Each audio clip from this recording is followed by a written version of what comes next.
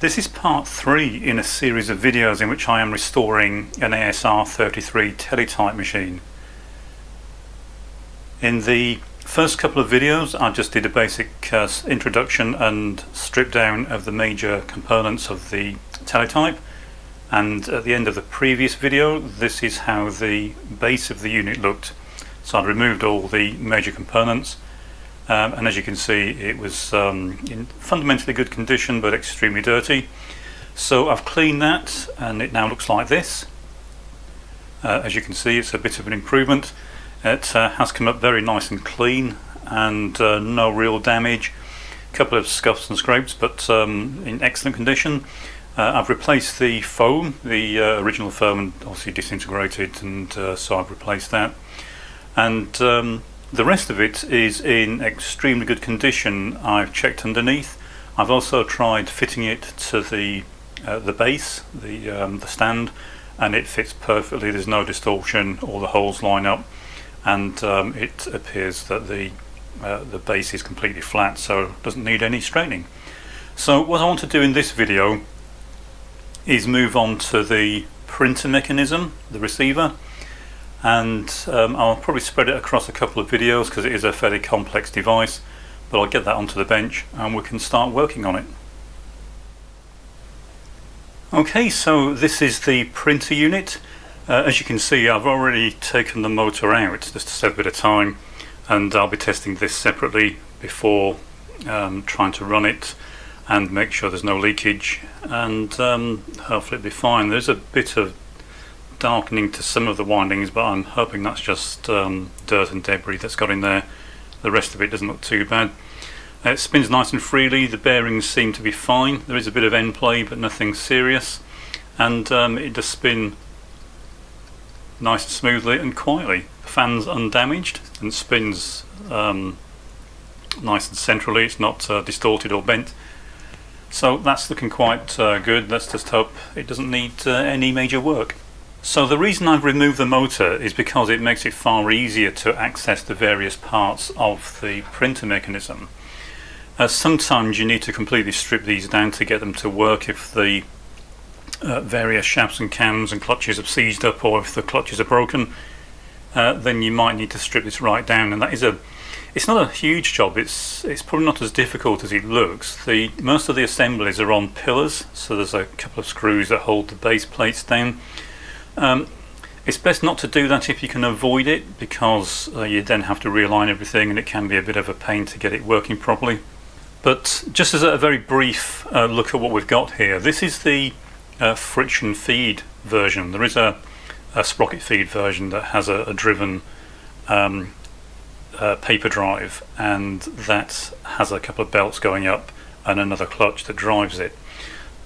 This is a kind of ratchet drive, so it does overall the same thing. It's just that it doesn't drive the paper as accurately, and the sprocket drive is normally called form feed because it's usually used when you want to print on predefined forms, so you want to know exactly where the paper is that you're pulling through the machine. But either way, it works the same. And one thing that's nice with this machine is it's in exceptionally good condition. The chrome is almost completely undamaged. I haven't cleaned this yet. This is just how it arrived.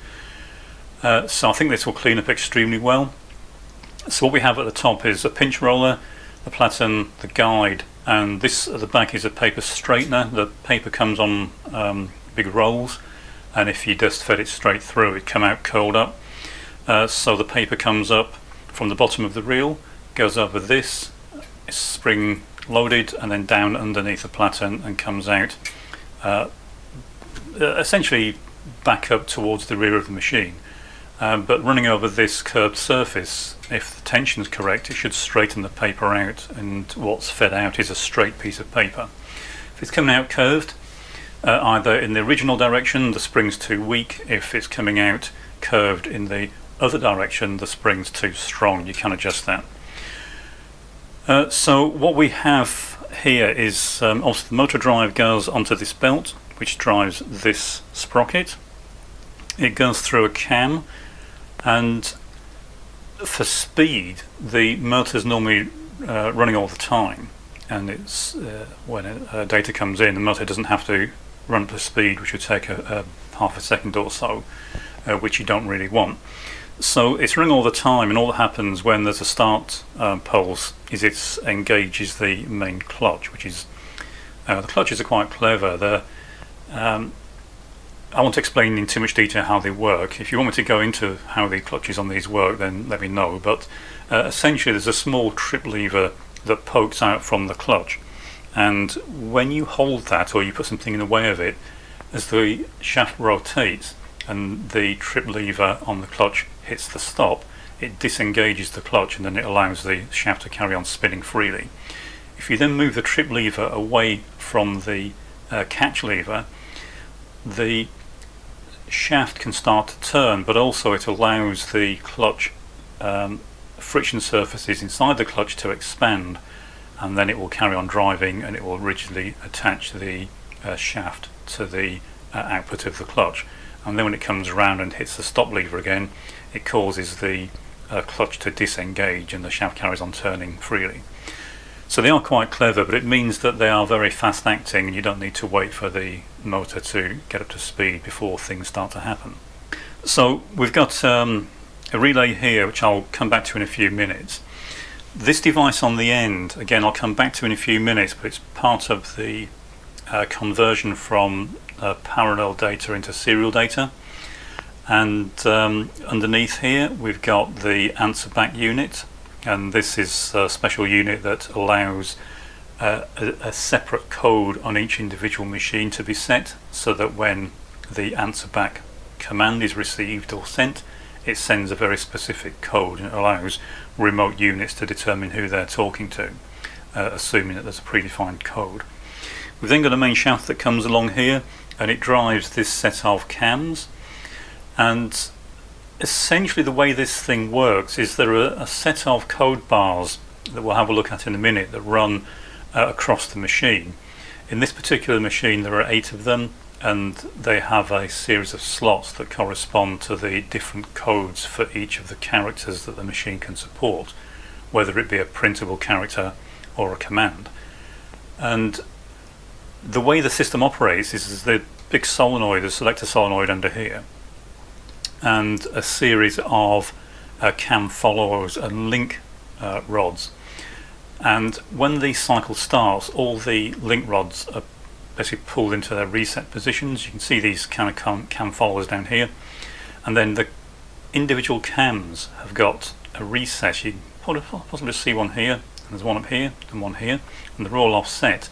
So as this shaft does a complete revolution, each of the incoming data bits is sampled at a certain part of the cycle, and that part of the cycle is where this distributor comes in. We'll have a look at it in a minute, but it's essentially an electrical distributor, and as this shaft rotates with the cams on it, the distributor takes the parallel data supplied from the keyboard, and it turns that into a pulse on the selector solenoid, or it doesn't, depending on whether it's a 0 or a 1, and that will allow or disallow the cam follower to drop into the recess on the cam for that particular bit. And if it drops into a recess, the code bar can move. If it doesn't drop into the recess, the code bar can't move. And by the time it's done a full revolution, it's set the code bars for all 8 bits, and then the code bars then represent the current character. That in turn drives some linkages that go up to the print head. That selects the particular character that's going to be printed. If it's a command, there's a command unit down here that is used to interpret the command as an action rather than a printable character. So for example, it might just ring the bell but not print anything. So that's the complete cycle. Now, to turn the data from a parallel version into serial, you've got this arrangement on the end, and this is the distributor. So we have a common, there's basically 2 brushes. One runs on this inner ring, and then one goes across these segments on the outer ring. And what happens here is that this spring joins the two brushes together. So if, for example, we're at this point, then this segment is connected to the common segment through the spring and through the two brushes. This segment goes down to wires that go through to the keyboard. So the keyboard normally is connected to this through a series of contacts on the keyboard, and there's a contact on the keyboard for each of these wires, and if that contact is closed, then when the brush gets to a certain segment, the overall loop is closed. If the switch on the keyboard is open, then the loop remains open.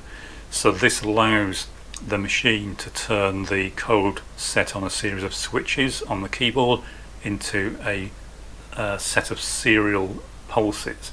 In other words, it turns it into serial data, and this is then used to control the selector magnet, or it's used to send it's used to send data out of the machine to the remote unit that it's talking to.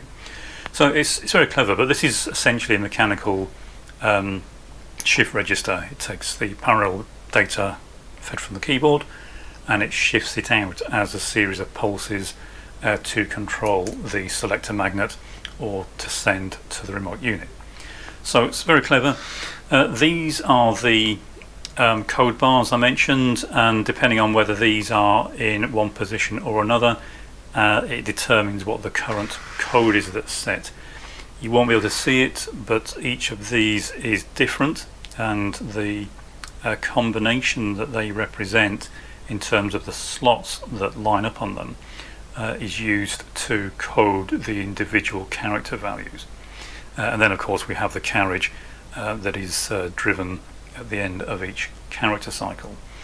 There's other functions, line feed, carriage return, that sort of thing, but they all essentially work in a similar fashion in that they're taken by the distributor and they generate a series of pulses that are used to control the selector solenoid, and that in turn sets the position of the code bars. Okay, so that's in brief how it works. Now this is extremely tight. It does rotate, but it's too tight, and that's one of the reasons I've taken the motor out. It's also, by taking the motor out, it gives me full access to all this, so I can give it a proper clean service, but it's way too tight to try and drive it with the motor anyway. It would possibly damage the motor if it's not already damaged, but I need to get this freed up and lubricated and make sure it's all working the way it should. One shortcut method to seeing if it's working at all is there are various functions on this, such as carriage return, that require a lot of the machine to be working, and we can test that in a fairly rudimentary fashion. If we start pushing the carriage across, the carriage selector ratchet should click as we move through each character position. So we can hear that, and you can see it staying while we're putting it. But what we can do is we can manually release this this feed ratchet, but now it's in the free mode. It's not going to reset because we've manually released it and the machine's not aware it's released. But what we can do is see if the mechanism is capable of restarting a cycle, and quite a few things have to work. Quite a few of the linkages and shafts and levers have to work to do that. I'm going to rotate it using the distributor, but mainly this pulley on the end of here. If you do try to turn it with a distributor, be very careful. It's very brittle and very easy to break. Most of the force I'm putting on here will be on this pulley, and what I'm trying to do is drive it through an entire cycle. Now, assuming that all the pulleys and cams and levers are working, it should re-engage the drive for the carriage. Okay, so I've driven it through a complete cycle. I should now be able to press down on this solenoid and we should see this catch release, which it has done, and this should now be re-engaged. So the ratchet should re-engage, which it has done. So we now know that pretty much most of the mechanism is working as far as the overall drive is concerned. Otherwise this wouldn't have worked. There's quite a lot has to work through the machine for this to operate. It doesn't tell us that the code bars are working, it just tells us that the overall drive for everything is intact. So that's quite a good sign. It means that nothing really serious is wrong with this, and chances are it just needs cleaning and lubricating.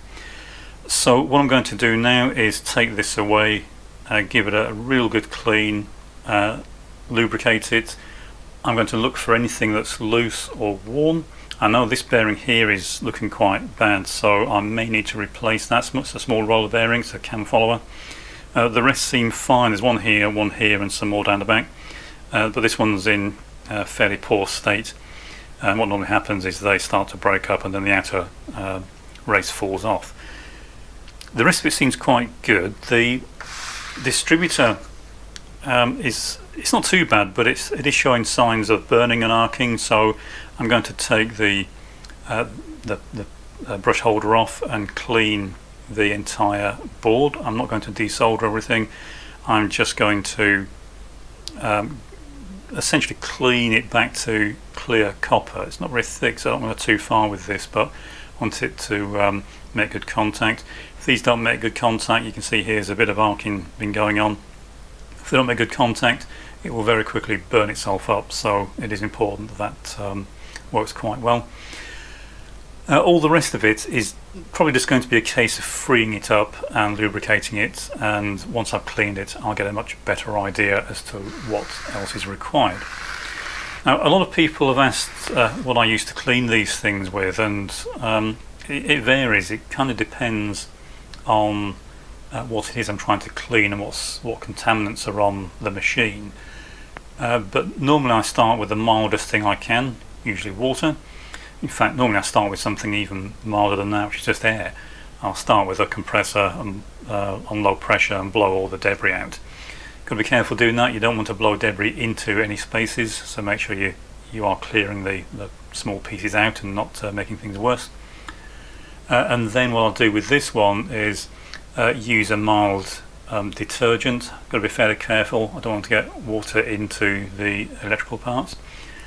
And then I'll dry it off, clean and polish any bits that deserve it, and we can then start looking for any parts that need replacing. I'll need to replace this pad. The belt needs either replacing or adjusting, depends how much adjustment there is on this machine. Hopefully there'll be enough. The belt doesn't look too bad, so hopefully we'll get away with just adjusting it. The platen needs refinishing.